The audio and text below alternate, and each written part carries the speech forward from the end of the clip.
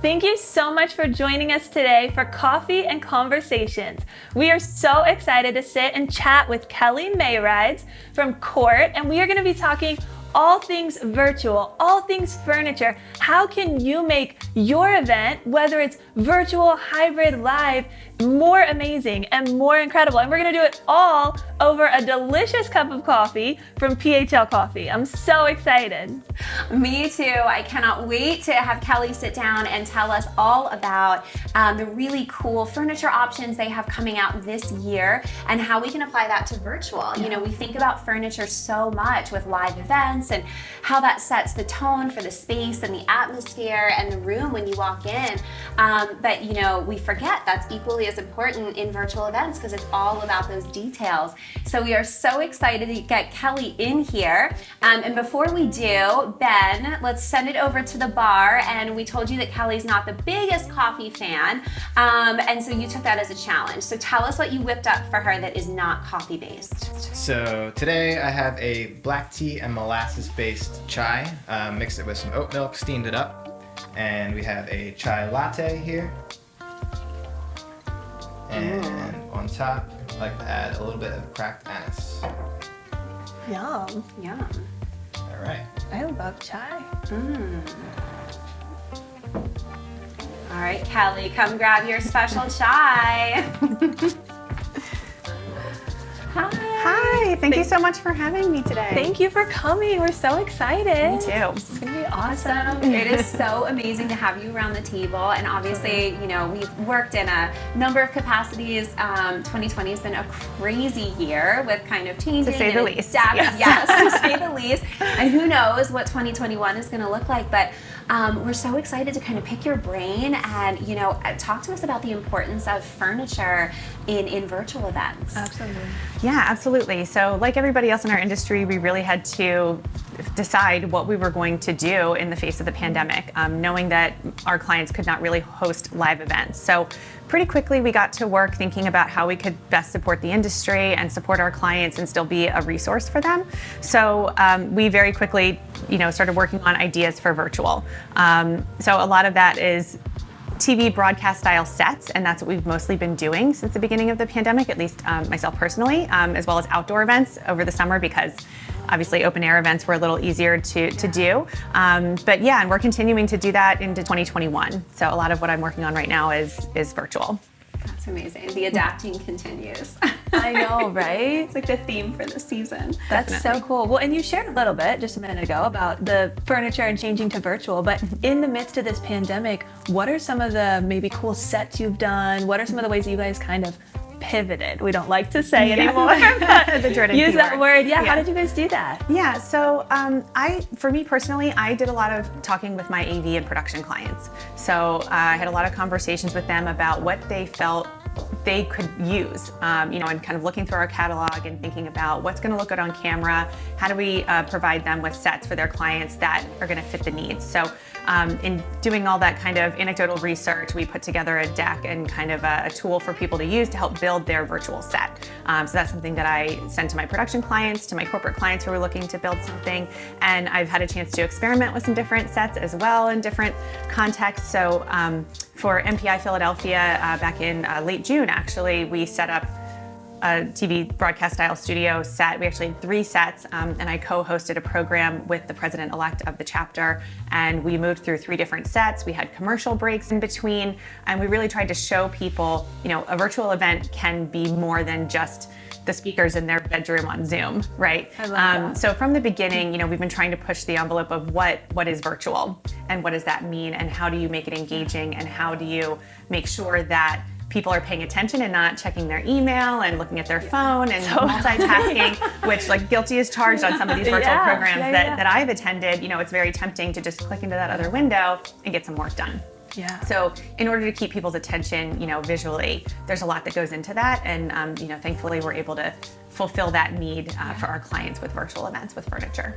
That is so cool. For people who have maybe never thought about even, you know, thinking about furniture, considering furniture or set design and never, you know, kind of even entered their, you know, their thought process. for a virtual event, like what are some tips, even when it comes to like color or placement, or are there certain things that people should be thinking about, when they're thinking about backdrops and how they're filming some of their speakers? Definitely. Well, first and foremost, you want to ensure the proper spacing.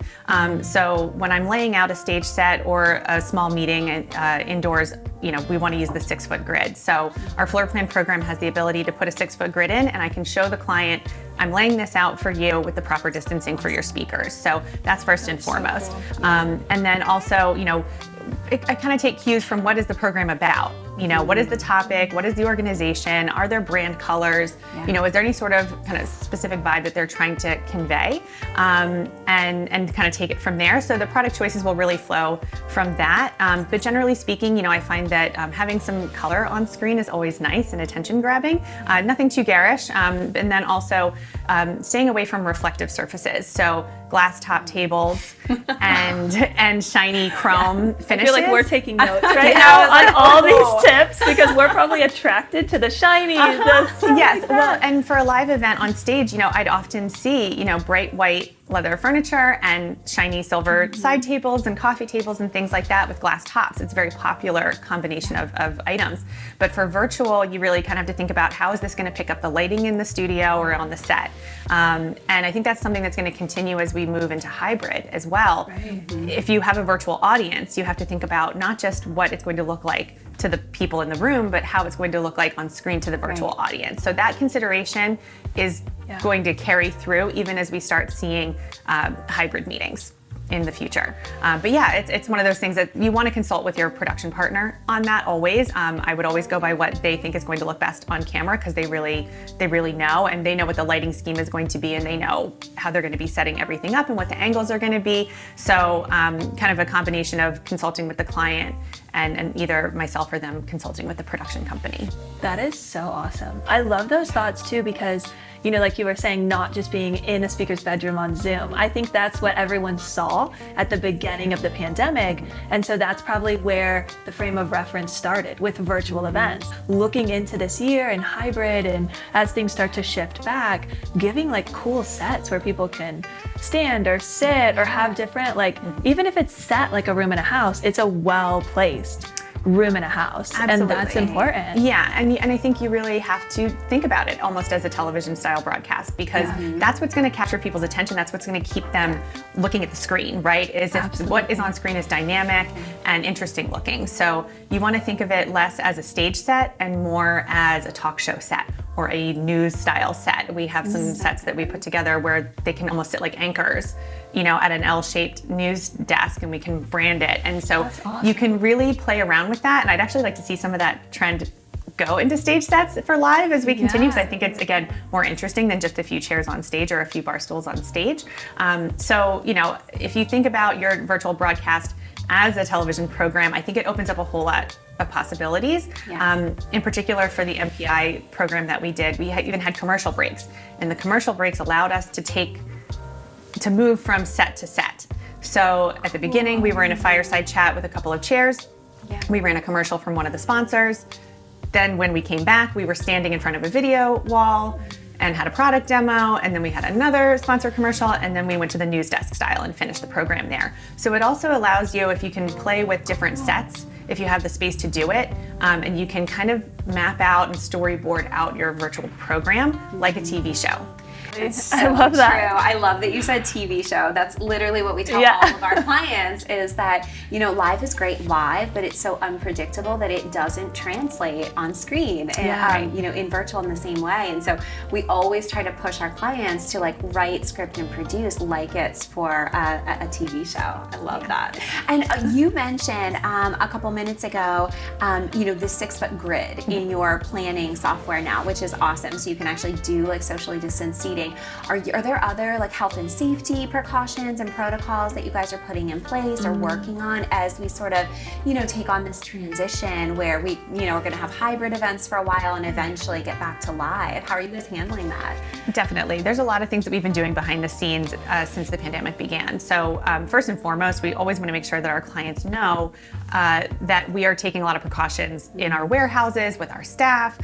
We have a whole CORT Clean certified process that I share with my clients, everything is cleaned and sanitized in the warehouse before it's wrapped to go on the truck. And then once we deliver it, it's also sanitized before we leave the site. So we make sure the client's happy with everything. great. We have a hydrogen peroxide-based cleaner that kills the virus within minutes. It's odorless and it won't damage our furniture. So we figured that out pretty quickly off the bat at the beginning of this. And then we've also even taken the step of having at least one person in each warehouse certified with the, I'm going to get this right, I think, Global Biorisk Advisory Council, GBAC. So we actually have a person in each of our 16 warehouses, if not more than one person, that's certified by GBAC. So we take it very seriously, and I think it's incumbent upon all vendors in the event space to convey that to their clients and say, you know, we care about your safety and we care about the safety of our staff as well. Definitely. And all of our drivers and staff wear proper PPE masks when delivering and when in trucks together and on site. So we're very mindful of that. But beyond that, when it comes to the actual event setups themselves, we have a new safety collection that debuted over the summer that has been very popular. Plexi dividers, freestanding, that go up to 72 inches tall. And we've actually seen them used on virtual sets where they put, so that they don't have to space the speakers. I mean, certainly if you can space them, that's great, but sometimes you don't have that luxury. So they have the clear dividers between the speakers' bar stools or between the speakers' chairs. So they can actually bring them closer together, and then they still have the camera angle coming in, you know, straight at them, and you just see the little kind of line of the divider. So it's not super intrusive into the shot, but that allows for some separation between the speakers. So great. Wow, Yeah. that's actually So incredible. that's just one of the things that we carry, but it has been popular even in the new year so far. I've had quite a few orders for those for sets. And then bar toppers, you know, that can be used for registration desks that have an opening and for food service. And so those are the types of things that I don't think we're gonna see go away for a while, right? Absolutely. So there's a psychological impact of all of this on our clients and on the attendees of our events. And so, you know, some of these things people are going to get used to. They're going to get used to having a certain amount of space to themselves. They're going to get used to having a bit of a barrier between them and maybe staff at the event. So, you know, I think we're well positioned to help clients with that for years to come as that trend goes on. That's awesome. Wow, that is so great. And especially to think, because we run into that, like even now, sometimes you can't do that. And so we run into that a lot with camera angles, like, okay, how do we bring people closer? I love that. Yeah, and we do have one that just came out in the new year as well. That's it's a sofa or table divider, so it's actually on a stand and it's adjustable. So we could position it and split this table in half if we needed to, and there would be a Why clear didn't we call divider. you before this? So I know. That's So awesome. next time we'll get some of that stuff in here if we need it. But so you can divide a 30-inch round in half. You can take a long 6-foot table and divide it in half. You can take a sofa and put it between the two seats or 3 seats. So all kinds of things on our website, which people can check out. But you know, we really have tried to think all of those things through, from flow management at an event, from things like registration to meals and breaks to you know, decals on the floor that tell people which direction to go in. So all of that kind of stuff is available from us now. So that's one of the big ways we've adapted. That is so awesome. Well, and I think what else is cool, and for those who are watching, you may or may not have seen when Katie and I did the event with Live Nation Special Events. And we were on stages at the Fillmore and the Met, which was so much fun. Yes, that was and a fun project to Kelly work on with actually you. did the furniture for that, Yes. which was so cool for the Met. So I love how you came in. The Met is obviously amazing venue. Gorgeous, yeah. And you really brought in furniture to, like, I don't know what to say, like, to really enhance the space, but also to be socially distanced and on with trends. So can you, like, give us a sneak peek? What are the trends now? What's coming? Yeah, Where absolutely. are people at? So for that event at the Met, we knew that it was going to be in the fall, and then taking into account the color scheme at the Met and the scheme that everything was going to be set up in, we actually went with these really vibrant sort of spice orange chairs, our Valencia chairs, which I love. They're some of my favorite So hot. pieces Yeah, we love them. in the collection, and they really popped on stage with everything else. And then the other thing that we incorporated was some faux greenery, and that actually leads me into a trend. So we all run the risk here of things looking very sterile when it comes to taking these safety precautions, right? We're spread out. You know, we may have dividers between us and things like that. What you don't want is to walk into a room and feel like everything is very cold and sterile. So whether faux or real, greenery is a trend that I think we're going to see more of. It's been popular in events for a while, and we've had a greenery collection for a while, but I think we're going to see it used in a very specific way going forward, where it brings some depth and warmth to the room. and some natural elements to the room. Biophilic design is one of the trends that we had identified in 2020 that CORT had identified. So it goes right in line with that, but that biophilic just means bringing natural elements in. Yeah. So, you know, the natural woods and greens and things like that. So I think that trend is going to continue, maybe for a slightly different reason than we anticipated in 2020. But I think that's going to be a big element. And then the other trend that I think we're going to see as we move more toward hybrid, which is kind of what we're behind the scenes preparing for next, is the return to live and the hybrid format, is that people are going to expect a dedicated seat. So, you know, when you walk into the meeting room, you don't want to share maybe a piece of furniture with someone else or share a big banquet round with a bunch of other people, right? So that little personal bubble, I think, is going to be important for people going forward. So what we're talking to clients about now for maybe Q3, Q4 and beyond is that dedicated seat. And there was actually a case study using our furniture in BizBash earlier this week, and they described it as a sanctuary seat, which I thought was an interesting way to describe that. But I think, you know, you want to give people that sense of place and that sense of safety.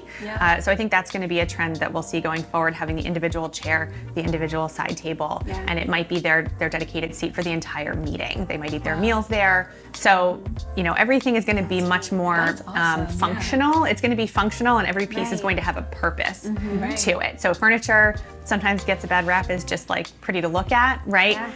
It's so much more than that at this point. It's something that can really make the meeting go the way that you want it to, and have the comfort of attendees in mind. That's great. That's so good. Wow, you are just, we could talk to you all day long and get overly caffeinated, I think, which would be amazing. But this is so exciting. We're so glad that you were able to be a part of this, and that we're able to kind of pick your brain and, you know, be able to take these awesome tips and trends and be able to share them with our clients as we're looking towards more virtual and hybrid, and who knows what'll happen at the end of the year. We'll just ride with it. But, you mentioned this guide and set design references that you had put together, so we are so excited. Viewers, we are going to be able to share this with you, which is awesome. CORT's, you know, set designs and furniture options, just to kind of get you thinking and inspired about your next virtual event. So you can click the link and download that and use that, and then your contact information, Kellie, is in there, so anyone can reach you, which is awesome. Always excited to help people out with their events. You know, anytime I can be a resource to you guys and anybody out there, love to do it. Well, hopefully your inbox gets flooded, because I mean, we have a ton of ideas leaving this. Is there anything, like, final thoughts you want to sort of leave with people going into a new season? Yeah, definitely. I mean, I think that there's a lot of reason for optimism, and I think that, you know, people are ready to get back to live because face-to-face interaction is so important. And I think if we've learned nothing else during the pandemic, it's how much we all need that, right? So obviously we need to wait until it's safer to do so. But I think there's a lot of reasons to be excited going forward. And I think that if we all can keep our focus, you know, as we get through this little by little on what we can do and not what we can't do, then it just opens up so many more possibilities, and we can still put on really incredible events, even under the circumstances, if we think about it with that mindset. Absolutely. I love it, Kellie, that you're like always forward thinking. So thank you for allowing us to partner with you, and thanks for being here today, because you're like always looking to what's next, and that's what we're so grateful for what we're moving into, and different things. It'll be cool. I know, we're excited. Me too. Thank you so much. Oh my word. Well, thank you for being Virtual here. cheers, distance cheers. cheers. Thank you for the chai latte. You, Ben. It was delicious, Ben. Thank you.